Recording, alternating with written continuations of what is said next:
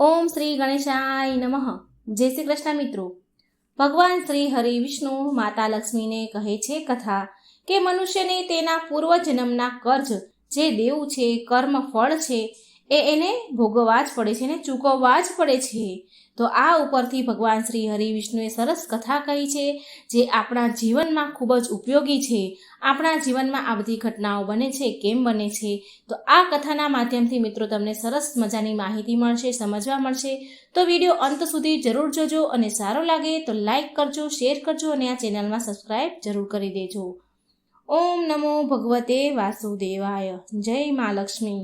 પ્રિય ભક્ત મિત્રો, મા લક્ષ્મી ભગવાન વિષ્ણુને પૂછે છે કે સ્વામી, શું મનુષ્યને પૃથ્વીલોક પર પૂર્વજન્મના ફળ ભોગવવા પડે છે?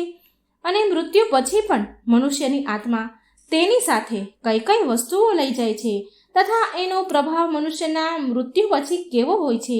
ત્યારે ભગવાન શ્રી હરિ કહે છે કે દેવી લક્ષ્મી, તમે જે આજે પ્રશ્ન કર્યો છે તે બહુ ઉત્તમ પ્રશ્ન છે, મનુષ્યના કલ્યાણ માટે મહત્વપૂર્ણ પ્રશ્ન છે.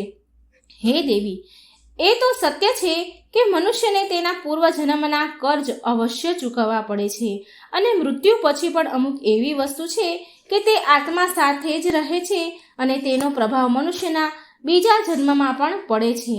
ત્યારે મા લક્ષ્મી કહે છે કે કેવું કર્જ, કેવું કર્મનું ફળ હોય છે જે આગલા જન્મમાં પણ મનુષ્યને ચૂકવવું પડે છે.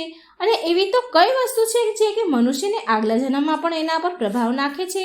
તો ભગવાન શ્રી હરિ વિષ્ણુ કહે છે કે હે દેવી લક્ષ્મી, આજે હું તમને આ વિષય પર એક કથા સંભળાવું છું. તમે આ કથાને ધ્યાનથી સાંભળશો તો તમને તમારા બધા જ પ્રશ્નના ઉત્તર જરૂર મળી જશે કે પૂર્વજન્મના કર્જ કેમ ચૂકવવા પડે છે. તો મિત્રો, આ કથાને સાંભળવા માત્રથી જ તમારા જીવનમાં સુખ સમૃદ્ધિ આવશે, ધનના માર્ગ ખુલશે. માટે કથા અધૂરી ન છોડશો, પૂરી સાંભળજો. હે મા લક્ષ્મી, આજે આ જે કથા, આ પવિત્ર કથા જે પણ સંભળાવે તો તેના પર તમારી કૃપા સદાય બનાવી રાખજો. તેની સંપૂર્ણ બધી જ મનોકામના પૂરી કરજો. મિત્રો, આગળ ભગવાન શ્રી હરિ કહે છે કે હે દેવી લક્ષ્મી, એક સમયની વાત છે. વિદર્ભ દેશમાં સુદેવ નામનો એક બ્રાહ્મણ રહેતો હતો અને તેની પત્નીનું નામ રૂપા હતું. સુદેવ બ્રાહ્મણ એક ગરીબ ઘરમાં જન્મ્યો હતો, પણ તે અત્યંત બુદ્ધિમાન હતો. જ્યારે એ નિર્ધન હતો ત્યારે તેને ધનની બહુ લાલચ ન હતી, પણ તેની જાત મહેનતથી જેમ જેમ તે ધન કમાવા માંડ્યો, જેમ જેમ ધન ભેગું થવા લાગ્યું, તેમ તેને દિવસે ને દિવસે રાત દિવસ ધનને વધારે વધારવાની ચિંતામાં ડૂબેલો રહેતો હતો. તેને રાતમાં ઊંઘ પણ ન આવે. એને બસ ધન ભેગું કેવી રીતે કરવું એ જ ચિંતા એના મનમાં દિવસ રાત થયા કરે. તેની પત્ની રૂપા પણ અતિ વધારે ધનની લાલચુ હતી. દેવી, તમે તો જાણો જ છો ને કે ધનની ભૂખ એવી હોય છે કે વધતા ધનની સાથે સાથે વધતી જાય છે. ધનની ભૂખ ક્યારેય મટતી જ નથી. એટલી લાલચ જે ધન કરનારો હોય એને થાય છે. તો સુદેવ આવું વિચારતો હતો કે કાશ કોઈ એવો ઉપાય મને મળી જાય કે તેને થોડા જ સમયમાં ધનના 1000 ગણું તેના ધનમાં વૃદ્ધિ થઈ જાય, તેના ધન 1000 ગણું વધી જાય, એવો મને કોઈ ઉપાય, કોઈ રસ્તો મળે. હે દેવી લક્ષ્મી, તે પહેલા ધનને ચંચળ અને હાથનું મેલ સમજતો હતો અને કહેતો કે ધન સંપત્તિનું શું છે, તે તો હંમેશા આવતું જતું રહે છે. પણ એ ત્યારે મૂર્ખ હતો અને હવે એની આંખો ખુલી ગઈ હતી અને એ ધનનો અતિ વધારે સંગ્રહ કરવા લાગ્યો અને એ ધનથી દાન ધર્મ વગેરે કરવા લાગ્યો તથા એ સાધુ મહાત્માની સેવામાં લાગેલો રહેતો હતો. પહેલા તો એને ભગવાનમાં બહુ શ્રદ્ધા હતી, ભક્તિ હતી, પરંતુ સમયની સાથે સાથે ધનની ભડકતી અગ્નિમાં તેણે તેના અન્ય સદગુણો બધા જ બાળી નાખ્યા. ધનની લાલચે તેની અંતર આત્માને હંમેશા માટે નષ્ટ કરી દીધી. પહેલા જ્યારે સુદેવના દરવાજે કોઈ સાધુ મહાત્મા આવતા તો તેનો ચહેરો ફૂલની જેમ ખીલી ઉઠતો હતો, પરંતુ હવે આદર સત્કારની જગ્યાએ તેના મુખ પર નિરાશા, માયુસી, ઉદાસી રહેતી હતી. મિત્રો, ભગવાન શ્રી હરિ મા લક્ષ્મીને કહે છે કે હે દેવી લક્ષ્મી, એક સમયની વાત છે. જ્યારે સંધ્યા વેળા થઈ ત્યારે સુદેવના દરવાજે એક સાધુ આવ્યા અને બોલ્યા કે બેટા, હું એક યાત્રી છું, વટે માર્ગું છું. મારે હરિદ્વાર જવાનું છે. આજની રાત વિતાવવા માટે જો એક સાધુને તમારા ઘરે સ્થાન મળી જાય તો હું બહુ મોટી આશા લઈને તમારા દરવાજે આવ્યો છું. તો સારું. એ સાધુનો ચહેરો સંતોષથી ચમકતો હતો. એના ચહેરા પર સંતોષ ભર્યું હતું.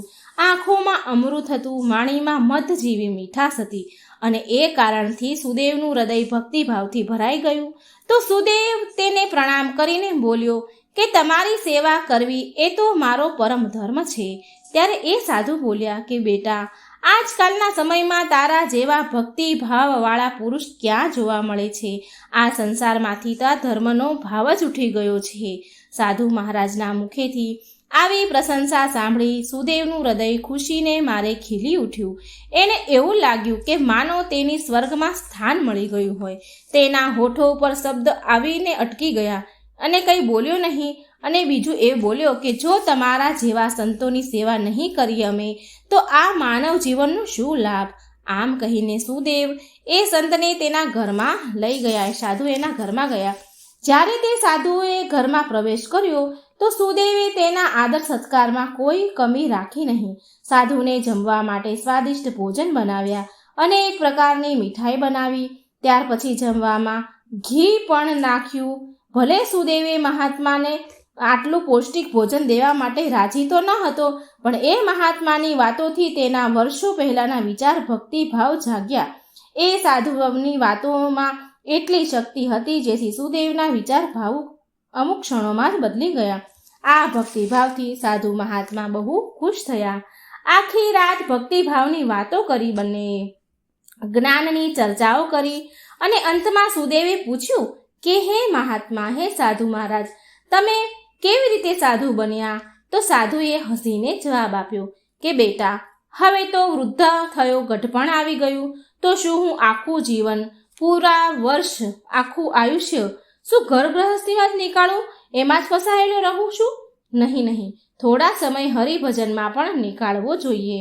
જો ભગવાનની કૃપાથી બહુ ધન કમાયો છું, હું ભગવાનની કૃપાથી ઘણું કમાયો. મારે 4 દીકરા અને 1 દીકરી છે. હવે બધી જ સંપત્તિ મિલકત એમને વહેંચી દીધી છે મેં, અને હવે તીર્થયાત્રામાં જઈ રહ્યો છું. પછી થોડી વાર પછી સુદેવ સાધુ સામે જોવે છે અને પૂછે છે કે તો શું તમે બધું જ ધન તમારા છોકરાઓને, તમારા બાળકોમાં વહેંચી દીધું? તમારી પાસે કંઈ પણ ન રાખ્યું? તો તે સાધુ મહારાજ બોલ્યા કે બેટા, મારા હાથમાં જે આ લાકડી છે ને, જે તને દેખાઈ રહી છે, એ અંદરથી ખાલી ખોખલી છે, પણ એમાં મેં 500 સુવર્ણ મુદ્રા રાખી છે. યાત્રામાં ક્યારેક ધનની પણ જરૂર પડે છે ને. આમ કહેતા સાધુને નીંદર આવી ગઈ. એ તો ઊંઘી ગયા, પણ સુદેવ જાગ્યો રહ્યો. અને આ બધી જ વાતો તેની પત્ની રૂપાએ પણ સાંભળી હતી. હવે રાત્રિનો પહેલો પહોર તો વીતી ગયો અને સુદેવની નજર એ લાકડી ઉપર જ હતી. એને લાલચ જાગી અને મનમાં કંઈક વિચાર કરી રહ્યો છે. હવે તેના મનમાં લોભ અને માયાનો સંચાર થયો હતો, પરંતુ તેની અંતરાત્મા આ ઘૃણિત કાર્યને કરવા માટે રોકી રહી હતી. પરંતુ એ મનની દુરાત્મા સુવર્ણ પર અડી રહી હતી. એનું ધ્યાન બસ એ સોનાના ભરેલી મુદ્રાની લાકડીમાં જ હતું. આ સમયે સંઘર્ષમય મનનો ખરાબ હાલ થઈ રહ્યો હતો. એટલામાં તેની પત્ની તેની પાસે આવીને બેસી ગઈ અને કહે છે, સ્વામી, તમે કઈ ચિંતામાં ડૂબ્યા છો? શું તમે પણ એવું વિચારી રહ્યા છો જે હું વિચારી રહી છું? આ મહાત્માની તો આપણે ખૂબ સેવા કરી છે. આ મહાત્માએ આપણી જોડે ઘણી સેવા કરાવી લીધી છે, પણ હવે તેને સેવાના બદલામાં કંઈક તો ભરવું પડશે ને, કંઈક તો ચૂકવવું પડે ને. તો ત્યારે સુદેવ બોલ્યા કે રૂપા, મારા મનમાં પણ એ જ દુવિધા ચાલી રહી છે કે આપણું કર્તવ્ય છે કે અતિથિની સેવા કરવી. જો આપણે એનું ધન ચોરી કરીશું તો બહુ પાપ લાગશે. આપણે આવું ન કરવું જોઈએ રૂપા. ત્યારે તેની પત્ની બોલી, અરે, તમે કેવી નકામી વાતો કરો છો? આ સાધુની તો હવે ઉંમર થઈ ગઈ છે. આ ખબર નહીં ક્યારે મૃત્યુ પામે, અને એમ પણ એ અનાથ છે. તેનો અંતિમ સમય માટે આવી જ ગયો છે. તેના અંતિમ સમય માટે તો હરિદ્વારે જઈ રહ્યા છે. તમે તમારા મનને ન રોકો અને આ સુવર્ણ મુદ્રાને લઈ લો. મને તો એવું જ લાગે છે કે ભગવાનની પણ આવી જ ઈચ્છા છે અને માટે જ આ સાધુ અહીં આવ્યા છે. અને જે વાત સૌથી છુપાવીને ગુપ્ત રાખવી જોઈએ તો એ સાધુ મહારાજે આપણને કહી દીધી છે. તો આ ભગવાનનો જ સંકેત છે, ભગવાનની જ ઈચ્છા છે. ત્યારે સુદેવ બોલ્યા, ઠીક છે. તો આમ તેની પત્નીને કહ્યું. અને મિત્રો, ભગવાન શ્રી હરિ કહે છે કે દેવી લક્ષ્મી અંતમાં તો લોભે તો ધર્મને હરાવી દીધો. સુદેવે લાકડી ઉઠાવી પણ તેના હાથ પગ ધ્રુજી રહ્યા હતા. તેની અંતર આત્માએ ફરી ફફડવાનું શરૂ કર્યું, પણ લોભે તેને દબાવી દીધો. ત્યારે સુદેવે અને રૂપાએ તે લાકડીમાંથી સુવર્ણ મોહરાઓને નીકાળી લીધી અને તેની જગ્યાએ સામાન્ય લોખંડના સિક્કા ભરી દીધા. બીજા દિવસે મહાત્મા સાધુ સુદેવ અને તેની પત્નીને નમ્રતાપૂર્વક આજ્ઞા લઈને સ્નાન આદિથી પરવારીને તેની આગળની યાત્રા માટે તૈયાર થઈ ગયા. પણ હજી પણ સુદેવનું હૃદય તો કાપી રહ્યું હતું. તેને એ ડર હતો કે ક્યાંક સાધુને શક ન થઈ જાય. આમ વિચારી તેનો ચહેરો પીળો પડી રહ્યો હતો. પણ તે સાધુને તો આ વાતની કંઈ ખબર જ ન હતી. તેનો હસતા હસતા તે તો બિચારા વાતું કરી રહ્યા હતા. તે સાધુ તેના મહેમાન ગતિ માટે વારંવાર ધન્યવાદ કરી રહ્યા હતા સુદેવ અને તેની પત્નીને. પરંતુ જતા સમયે સુદેવ બોલ્યા, હે મહાત્મા સાધુ, મારે કોઈ સંતાન નથી. કૃપા કરી ભગવાન શ્રી કૃષ્ણ પાસેથી તમે પ્રાર્થના કરજો. ભગવાન શ્રી કૃષ્ણને કહેજો કે અમને એમના જેવી સંતાન આપે. અમને તમારા જેવી સંતાન આપો. અમે તો પાપી છીએ. અમારી પ્રાર્થનાનો કોઈ અસર થતો નથી. ભગવાન અમારી પ્રાર્થના સાંભળતા નથી. પરંતુ તમે તો સંત મહાત્મા છો, તમારી પ્રાર્થના ભગવાન જરૂર સાંભળશે. ત્યારે મંદ મંદ હસી સાથે મહાત્મા બોલ્યા કે ભગવાન સાંભળે કે નહીં એ તો ભગવાન જ જાણે. પણ હું તમને આશીર્વાદ આપું છું કે ભગવાન શ્રી કૃષ્ણ તમને સંતાન આપે. અને આટલું કહી તે સાધુ મહારાજ ત્યાંથી ચાલવા લાગ્યા. મિત્રો, ભગવાન શ્રી હરિ કહે છે કે દેવી લક્ષ્મી હવે જાણે સુદેવના માથા પરથી એક મોટો બોજ ઉતરી ગયો, તેના હૃદય પરથી પથ્થર ઉતરી ગયો હોય તેવું એને લાગ્યું. પરંતુ પતિ પત્નીએ ચોરીના ફળથી બચી શકે તેમ હતા નહીં. આ વાત સુદેવનું મન અને મસ્તિષ્ક અનુભવ કરી રહ્યું હતું. પરંતુ આ ચોરીના પ્રગટ થવા નહીંથી એ ડરતા હતા, કેમ કે ચોરી પ્રગટ થવી એ તો હકીકત છે, પરંતુ એનું ફળ ભવિષ્યના કોઈ પડદામાં છુપાઈને સાચા સમયની વાટ જોતું હોય છે. હે દેવી લક્ષ્મી, મનુષ્ય વર્તમાન સમયમાં ભવિષ્યની ચિંતા નથી કરતો. અને બીજી બાજુ એ મહાત્મા હરિદ્વાર પહોંચ્યા તો એનું હૃદય અત્યંત પ્રસન્ન થયું. અહીં સાધુ સંતોને જોઈને એવા ખુશ થયા કે માનો કે તેને બધા જ દેવી દેવતાના સાક્ષાત દર્શન થઈ ગયા. તેમનું મન ભગવાનની ભક્તિમાં લીન થઈ ગયું. પછી બીજા દિવસે તેણે મંદિરમાં રસોઈયાને બોલાવ્યા. એ સાધુએ રસોઈયાને બોલાયા અને કહ્યું કે હું અહીં આવનારા બધા જ યાત્રીઓ માટે અન્નદાન કરવા માંગુ છું અને હવે માત્ર આ એક જ મારી ઈચ્છા રહી છે. કૃપા કરી મને એ કહો કે બધા લોકોનું ભોજન કરવાની, રહેવાની વ્યવસ્થા અને વસ્ત્રદાન માટે કેટલો ખર્ચ થઈ શકે. ત્યારે એ વ્યક્તિએ હિસાબ કરીને કહ્યું કે મહારાજ, અન્નદાન, નિવાસ અને વસ્ત્રદાન અને બીજા બધા અન્ય કાર્ય માટે કુલ 400 સુવર્ણ મુદ્રાનો ખર્ચ લાગી શકે છે તથા 10-20 વધારે ઓછું કે વધતું થાય. શું તમારી પાસે આટલું પૂરતું ધન છે ખરી? ઠીક છે, તે સાધુ મહારાજ બોલ્યા.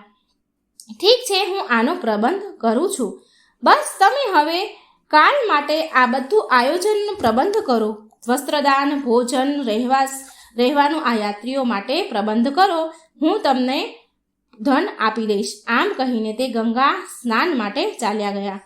પછી બીજા દિવસે તેમના કહ્યા અનુસાર એ રસોઈયાએ પૂરું આયોજન કર્યું. હરિદ્વારના પરિસરમાં બહુ ધૂમધામ અને ખુશીઓ સાથે અન્નદાન, વસ્ત્રદાન, ભજન વગેરે કાર્યો સંપન્ન કર્યા. ત્યાં હાજર બધા લોકો રાજી થઈ ગયા અને કહેવા લાગ્યા કે મહાત્મા પોતે તો ગરીબ છે, પણ દિલના કેટલા ઉદાર છે, અને જેની પાસે ધનની કોઈ કમી નથી હોતી એ તો વ્યર્થ દેખાવા કરે છે, લગ્ન પ્રસંગોમાં ઉડાડે છે, પરંતુ ધર્મના નામે એક ફૂટી કોડી પણ ખર્ચ નથી કરતા. આ એક નેક દિલ દયાવાન સાધુ છે, જેણે તેનો ધર્મ સમજ્યો અને ધર્મ સાથે ધનનો લોભ ન કર્યો. ત્યારે એમના વખાણ પ્રશંસા સાંભળીને મહાત્મા સાધુ બહુ ખુશ થયા. તેનું હૃદય આનંદથી ભરાઈ ગયું. પરંતુ હે લક્ષ્મી દેવી, બીજી બાજુ એમનું ભાગ્ય રડી રહ્યું હતું. જ્યારે સંધ્યા વેળા થઈ તો મહાત્મા તેના રૂમમાં ગયા અને રૂમનો દરવાજો બંધ કર્યો અને લાકડીને ખોલીને સુવર્ણ મુદ્રા નીકાળવા જઈ રહ્યા હતા. તો એણે લાકડી ખોલીને જોયું તો લાકડીની અંદરથી લોખંડના સિક્કા નીકળ્યા અને એનું હૃદય તો કાંપી ઉઠ્યું. તેને એવું લાગ્યું કે જાણે તેણે એક ભયાનક સ્વપ્ન જોયું હોય. એમ વિચારે કે આ સ્વપ્ન જલ્દી પૂરું થાય તો સારું. આંખે જોયેલા પર તેને વિશ્વાસ ન થયો. એણે વારંવાર એની આંખો ચોળીને જોયું, પણ એ તો લોખંડના સિક્કા જ હતા અને તે મહાત્માને થોડી જ વારમાં પૈસા આપવાના હતા. હવે તો તે ગભરાવા લાગ્યા, પરસેવો છૂટી ગયો, ધ્રુજવા લાગ્યા. એણે વિચાર્યું કે હવે શું થશે. અપમાન થવાની ઘટના એને નજર સામે દેખાવા લાગી અને ભગવાનને પ્રાર્થના કરવા લાગ્યા કે હે પ્રભુ, તમે મને ક્ષમા કરો. અને મહાત્મા ધ્રુજતા ઊભા થયા અને તેને અપમાન થવાનો વિચાર અપમાન થવા કરતાં પણ વધારે ભયંકર લાગવા લાગ્યો. હવે એમાં અપમાન સહન કરવાની શક્તિ ન હતી. એટલે એણે થોડી વાર સુધી વિચાર કર્યો. તેમણે અચાનકથી દરવાજો બંધ કરી દીધો અને સાથે તેની આશાના દ્વાર પણ બંધ થઈ ગયા. એ ખૂબ દુઃખી થયા. હવે શું કરું? ગભરાવા લાગ્યા. મહાત્માએ ખાટલામાંથી દોરી નીકાળી અને પંખા પર બાંધી ગળાફાંસો ખાવા માટે તૈયાર થઈ ગયા. ત્યારે મહાત્માની અંતરાત્માથી અવાજ આવ્યો, એક ઉપદેશ આવ્યો કે અરે, આ તું શું કરી રહ્યો છે? આત્મહત્યા સૌથી વધારે નિંદનીય કર્મ છે. આવું ન કરવું જોઈએ. પણ નિરાશાએ બધી જ બાજુથી હરાવી દીધા હતા. 500 સુવર્ણ મુદ્રા આપવી એટલે કોઈ રમત વાત હતી નહીં. 500 સુવર્ણ મુદ્રા ઘડીક વારમાં જ એ રસોઈયો લેવા આવવાનો હતો. પણ હવે એમ શું કરે? આમ નિરાશ થઈ ગયા. બધી જ બાજુથી એના આશાના દરવાજા બંધ થઈ ગયા. તે મહાત્માનો ચહેરો મરેલા માણસની જેમ સફેદ પડવા લાગ્યો. ત્યારે તેણે ખાટલા પર ચડીને તેના ગળામાં ફાંસીનો ફંદો નાખ્યો અને પગથી ખાટલાને ધક્કો મારી અને મહાત્મા ફાંસી પર લટકી ગયા. ગળા ફાંસો ખાઈ લીધો. તેનું મૃત્યુ થઈ ગયું. જ્યાં સવારે સુખપૂર્વક શાંતિ છવાઈ હતી હરિદ્વારના પરિસરમાં, પણ કોને ખબર હતી કે રાત આટલી દુઃખદ હશે. થોડી વાર પછી આ ઘટનાની ચારેય બાજુ અફડાતફડી મચી ગઈ. આ બધું જોઈને એ રસોયાએ મહાત્માના અંતિમ સંસ્કાર કર્યા. પણ રસોયાને આ બધું ખર્ચ પોતાને જ ઉઠાવવું પડ્યું. 500 સુવર્ણ મુદ્રાનું જે લાગ્યું હતું ખર્ચ, એ બધું રસોયાએ ઉઠાવ્યું. મહાત્માના અંતિમ સંસ્કાર કર્યા અને પછી ફરી ભગવાનનું નામ લઈને તેના કામમાં લાગી ગયો. મિત્રો, ભગવાન શ્રી હરિ કહે છે કે હે લક્ષ્મી દેવી, એ મહાત્મા તો મરી ગયા, પણ તેનો આશીર્વાદ હજી જીવતો હતો. એ વર્ષની અંદર એ બ્રાહ્મણના ઘરે ચોર સુદેવને પુત્રનો જન્મ થયો. આ અવસર પર સુદેવ એવો પ્રસન્ન થયો કે જાણે આખા સંસારનું ધન તેને મળી ગયું હોય. હવે એ અંધારામાં પ્રકાશ છવાઈ ગયો હતો. તેના પગ ધરતી પર પડી રહ્યા ન હતા. તેણે તેના બાળકના નામકરણ સંસ્કાર બહુ ધામધૂમથી કર્યા. આ અવસર પર તેણે આખા નગરને ભોજન કરાવ્યું. દિવસે સુદેવે તેની બધી જ કંજૂસી નીકાળી દીધી અને ધનને પાણીની જેમ વાપર્યું અને એ બાળકનું નામ રાખ્યું આત્મદેવ. જેમ જેમ તે મોટો થતો ગયો તેમ સુદેવની કામનાઓ વધતી જતી હતી. આત્મદેવ બહુ સુશીલ અને ભગવાનનો ઉપાસક બાળક હતો. તેની તીવ્ર બુદ્ધિ જોઈ લોકો આશ્ચર્ય પામતા હતા. લોકો કહેતા હતા કે એ કુળનું નામ વધારશે, આત્મદેવ કુળનું નામ રોશન કરશે. સુદેવ આ સાંભળીને તો એને હરખ માતો નહીં. તેની ચંચળતા, નટખટપણું જોઈને સુદેવ બ્રાહ્મણને રૂપા એની પત્ની બહુ ખુશ થતા હતા. આમ એ બાળક 6 વર્ષનો થયો. આત્મદેવે શિક્ષા મેળવવા માટે આશ્રમમાં મૂક્યો. ત્યાં આશ્રમમાં ગયા પછી પણ ત્યાં તેણે આત્મદેવે ગુણોનો વિકાસ કર્યો. એનામાં ગુણોનો વિકાસ થવા લાગ્યો. એ શિક્ષામાં બધા શિષ્યોમાં પહેલા નંબરે આવતો હતો. એટલો હોશિયાર અને બુદ્ધિશાળી. સુદેવ આ જોઈને ભગવાનને ધન્યવાદ કરતો હતો. પણ ક્યારેક તેને પેલા મહાત્મા સાથે દુર્વ્યવહાર, ચોરી, છળ, કપટની યાદ પણ આવતી તો તેના હૃદયમાં કાંટા વાગતા હતા અને તેની આત્મામાં ડર પેદા થતો હતો અને તેને વારંવાર એના પર ક્રોધ, ગુસ્સો, ઘૃણા થતી હતી અને મનમાં દુઃખી થતો હતો અને મનમાં એવું કહેતો કે મારી બુદ્ધિ કેટલી ખોટી હતી, મેં આવી મૂર્ખતા કેમ કરી. પણ વીતેલો સમય ક્યાં કોઈના હાથમાં આવે છે.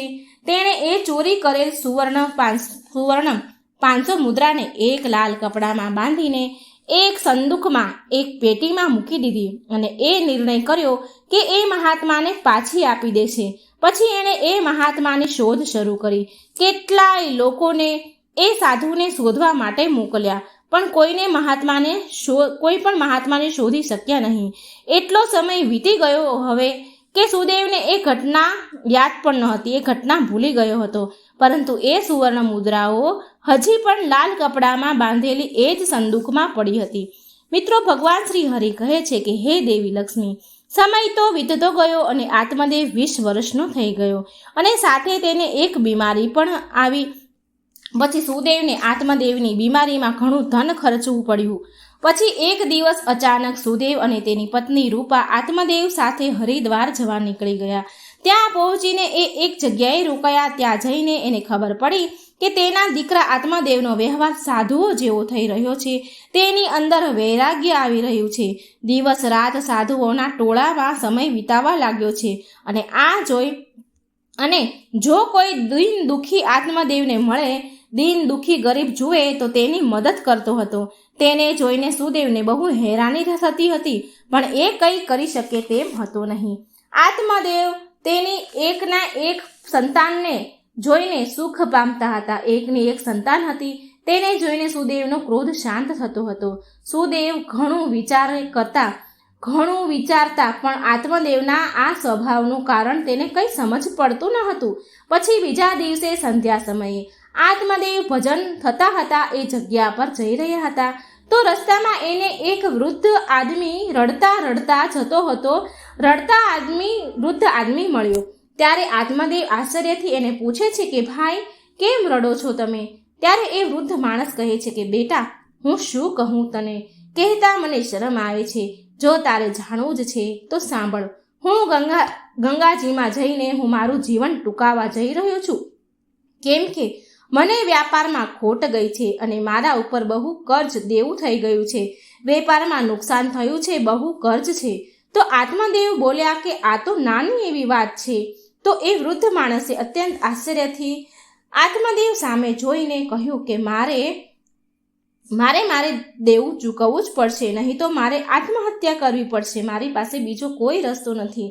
તો આ સાંભળી આત્મદેવ થોડી વાર તો ચૂપ રહ્યા અને એ મૌન દુર્ભાગ્યવશ એ વૃદ્ધ માણસ માટે એક ઉમ્મીદ આશા બની ગયું હતું. તેના આંસુ થંભી ગયા અને આત્મદેવે પૂછ્યું કે તમારે કેટલા ધનની જરૂર છે? કૃપા કરી મને કહો. મિત્રો, જ્યારે વ્યક્તિ નિરાશ હતાશ હોય છે ત્યારે તેને હરેક પગલે આશા, ઉમ્મીદ દેખાય છે, ઉમ્મીદ જાગે છે. તે વૃદ્ધ માણસે હિસાબ કરીને જવાબ આપ્યો અને કહ્યું કે મારા માથા પર લગભગ 500 સુવર્ણ મુદ્રા જેટલું દેવું છે, કર્જ છે. આ સાંભળી આત્મદેવ ફરી થોડી વાર માટે ચૂપ રહ્યા. પછી એણે કહ્યું કે મહારાજ, તમે ચિંતા ન કરો, તમે માત્ર આ ગંગાના તટ પર મારી વાટ જુઓ. બસ હું હમણાં જ આવું છું. તમારી માટે હું ગમે ત્યાંથી ધનનો સંગ્રહ કરી લાવીશ. ત્યારે વૃદ્ધ માણસ થોડા શાંત થયા, રડતા બંધ થયા અને બોલ્યા, બેટા, અહીં પાસે જ મારી એક ધર્મશાળા છે, તું ત્યાં આવી જજે. પછી એ સમયે આત્મદેવ ભાગતા દોડતા પાછા ગયા જ્યાં એ રોકાયા હતા. એનું હૃદય વ્યાકુળ હતું, તે ચિંતામાં હતા. એ એવું વિચારતા હતા કે જેટલી જલ્દી બની શકે તેટલું એ વૃદ્ધ માણસનું સંકટ દૂર કરી દઉં. અને એ કોઈ દિવ્ય શક્તિથી વિશ્વાસ થયો એને કે તે વૃદ્ધ માણસની સહાયતા કરવી. એ મારો ધર્મ છે, આવો દ્રઢ વિશ્વાસ એને થયો.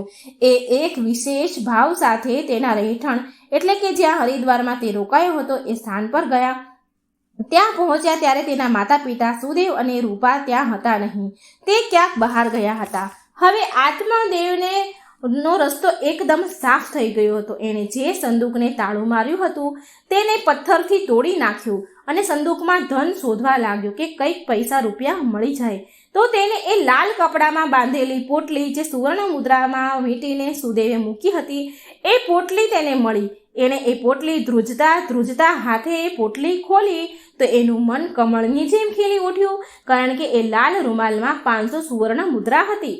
હવે આ એ જ સોનાની સુવર્ણ મુદ્રા હતી જેણે સુદેવે તે સાધુ મહાત્મા પાસેથી ચોરી કરીને મૂકી હતી.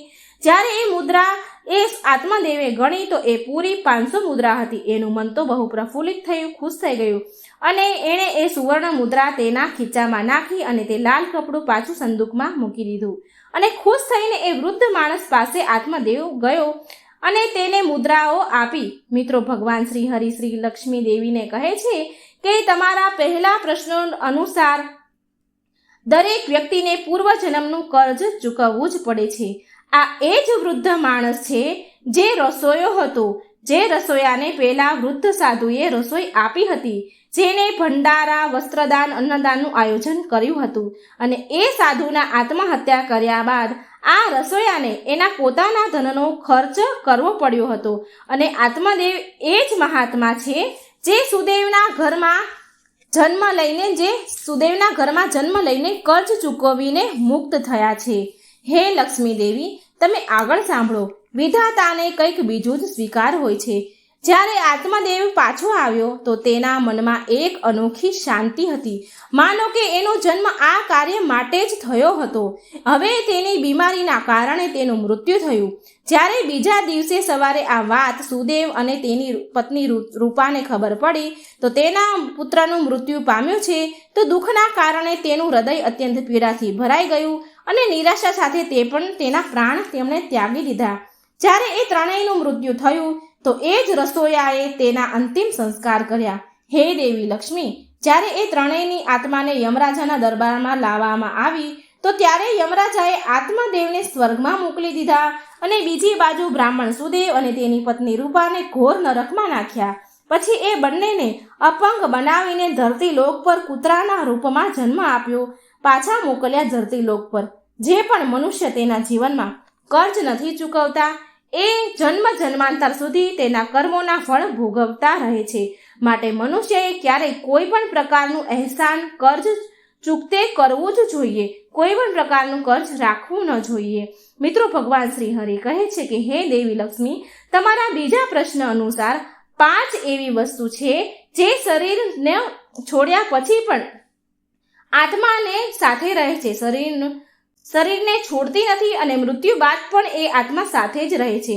ત્યાર પછી આત્મા બીજા શરીરમાં પ્રવેશે છે તો આ વસ્તુ આત્મા સાથે નવા શરીરમાં પ્રવેશે છે. કામના એ પહેલી વસ્તુ છે કે એ આત્મા સાથે જ રહે છે અને બીજા જન્મમાં પણ આત્મા સાથે બીજા શરીરમાં પ્રવેશે છે. બીજી વસ્તુ છે કર્મ. મનુષ્ય આ જન્મમાં પુણ્ય કર્મ અને સારા કર્મ કરે છે તો આગલા જન્મમાં પણ તેને સુખ, શાંતિ, સમૃદ્ધિની પ્રાપ્તિ થાય જ છે. અને બીજી તરફ જો મનુષ્ય કુકર્મ કરે છે તો આગળના જન્મમાં એ મનુષ્યને નરક રૂપી જીવન જીવવું પડે છે. જે કારણથી એવું કહેવાય છે કે કર્મની ગતિ એવી હોય છે કે જે 7 જન્મ સુધી પીછો નથી છોડતી. ત્રીજી વસ્તુ છે વાસના. વાસના પણ કામનો જ એક પ્રકાર છે. વાસના એક એવી વસ્તુ છે જેનો કોઈ અંત નથી. મૃત્યુના ઉંમરે આવેલા લોકો પણ મૃત્યુ જે પામવાના હોય એ સમય પર આવેલા લોકો પણ વાસનાથી મુક્ત નથી થતા. આ સાંસારિક સુખની ઈચ્છા વાસના કહેવાય છે. મન, શાંતિ અને જ્ઞાન જ એક એવી વસ્તુ છે જે વાસનાથી મુક્તિ અપાવી શકે છે. ચોથી વસ્તુ છે સ્મૃતિ કે જ્ઞાન. બુદ્ધિમાન મનુષ્ય હંમેશા બુદ્ધિમાન અને વિવેકશીલ રહે છે, જે કારણથી એને જલ્દી મુક્તિ મળે છે. અને 5મી વસ્તુ છે દેવું, કર્જ. આ એવી વસ્તુ છે કે જે મનુષ્યના મરવા પછી પણ તેનો પીછો નથી છોડતી. જો કોઈ પાસેથી કર્જ લીધું છે તો એને મરવા પહેલાં જરૂર ચૂકવવું જોઈએ. લીધેલું કર્જ અને દીધેલું કર્જ જન્મ જન્માંતર સુધી એ મનુષ્ય સાથે જ રહે છે. જો કોઈ મનુષ્ય કર્જ લઈને મરે છે તો તે એનું કર્જ પર લોકમાં પાછું માંગવામાં આવે છે. સાથે તેના કર્જ પ્રમાણે સજા પણ મળે છે. આટલું જ નહીં પણ પુનર્જન્મમાં એ કર્જના ભરણ માટે એ મનુષ્યના શરીરના કોઈ પણ હિસ્સાને અપંગ બનાવવામાં આવે છે. આગળના જન્મમાં એ જરૂર મળે છે. આગળનો જે મળવાનો હોય જન્મ તેમાં પણ એ વ્યક્તિ સુખ સુવિધાથી દૂર રહે છે અને હંમેશા એના જીવનમાં અસફળ જ રહે છે. તો મિત્રો, આ હતી કે મનુષ્યને જે પણ કર્જ છે, કર્મના છે, કુકર્મના છે કે પૈસાના છે, કોઈ પણ કર્જ છે એ ચૂકવવા જ પડે છે. તો મિત્રો, જો તમને વાર્તા સારી લાગે, વિડીયો સારો લાગે તો લાઇક કરજો, શેર કરજો અને આ ચેનલને સબસ્ક્રાઈબ કરવાનું ભૂલશો નહીં. ઓમ નમો ભગવતે વાસુદેવાય. જય શ્રી કૃષ્ણ. રાધે.